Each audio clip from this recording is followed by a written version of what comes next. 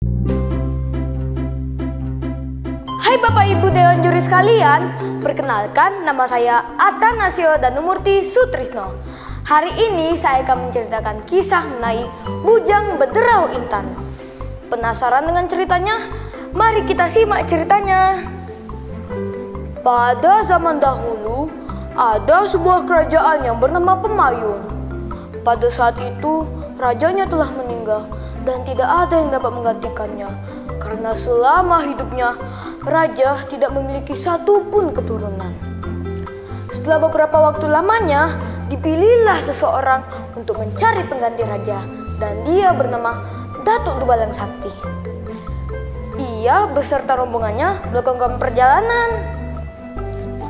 Walaupun perjalanannya sangat berat, tetapi itu demi negeri dan rakyat banyak. Sementara itu, di kerajaan yang berada di Lawang Pintu Langit, ada seorang raja yang bernama Raja Datuk Syekh Panjang Janggut dan permaisurinya yang sedang bercakap-cakap. Di atas Tanjung Perak, ada seorang lelaki yang bernama Bujang Bedrau Intan. Entah mengapa ia tampak termenung. Biasanya ia tampak riang dan gembira.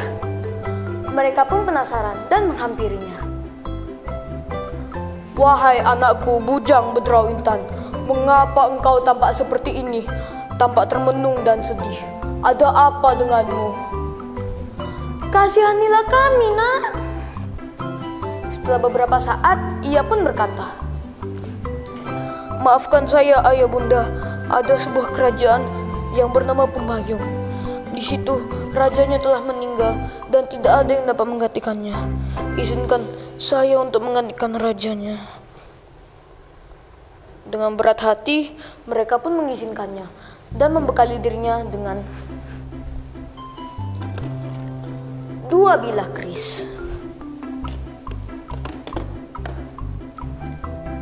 Ia telah sampai di dunia dan berubah menjadi seperti anak kecil.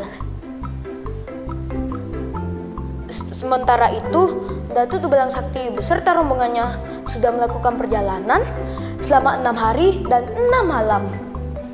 Pada hari ke-7, mereka menemukan anak kecil. Anak siapa ini? Hai para Dubalang, mari kita bawa anak tersebut pulang ke kerajaan." "Baik, Tuan."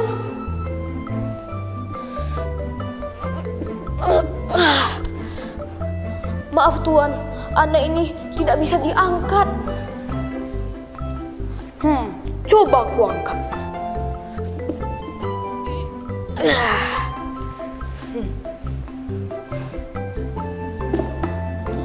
Para Dubalang pun terkejut dan berkata, "Bagaimana bisa?" Lalu mereka membawa anak tersebut ke dukun. "Ampun hamba tuanku, anak ini berasal dari kerajaan di Lawang Pintu Langit dan dia bernama Bujang Bedrau Intan. Seharusnya dialah yang menggantikan raja di kerajaan ini, kerajaan Pemayung." Tanpa banyak debat, Datuk Dubalang Sakti beserta rakyat langsung mengangkatnya menjadi raja. Ia tumbuh sangat cepat dan mulai memerintah kerajaan tersebut. Setelah beberapa waktu lamanya, terdengarlah sebuah kabar bahwa ada seorang anak raja yang terkenal karena kecantikannya. Ia bernama Putri Runduk Pinang. Seluruh kerajaan berebut-rebut untuk mendapatkan anak raja, tetapi semuanya ditolak. Bujang Bedrau Intan pun merundingkan rencana dengan Datuk Dubalang Sakti. Bagaimana jika kita mengirim utusan untuk meminangkan Putri Runduk Pinang?" "Ide yang bagus, akan kukirim utusan untuk meminangkan Putri Runduk Pinang." Ia pun mengirim utusan.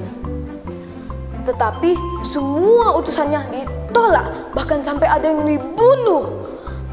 Bujang Bedrau Intan marah besar. Berani-beraninya mereka membunuh utusanku, akan kubalas mereka." Lalu Datuk Dubalang Sakti berkata, "Ampun hamba tuanku, tidak usah engkau pergi, biarkan aku saja." berkat kecerdikannya, Datuk Tubalang Sakti berhasil menculik dan kawinkannya dengan bujang Bedro Intan. Raja negeri Palembang marah besar. Ia mengirimkan armada perang. Tetapi armada perang tersebut mudah dikalahkan oleh kerajaan Pemayung. Akhirnya kerajaan negeri Palembang dan kerajaan Pemayung akhirnya berdamai.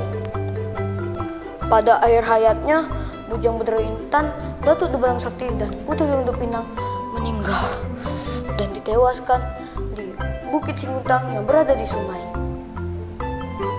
Nah, pesan cerita ini adalah jadilah pemimpin yang arif serta bijaksana agar seluruh masyarakat dapat merasakan hidup yang aman dan damai. Sekian ceritanya, semoga bermanfaat. Terima kasih.